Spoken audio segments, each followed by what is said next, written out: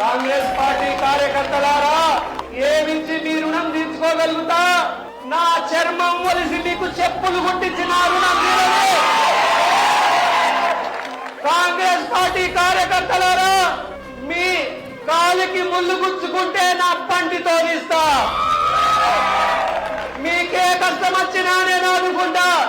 Congress party కార్యకర్తలు కాదు నాకు, కాంగ్రెస్ పార్టీ నా కుటుంబం, మేరా పరివార్, మై ఫ్యామిలీ.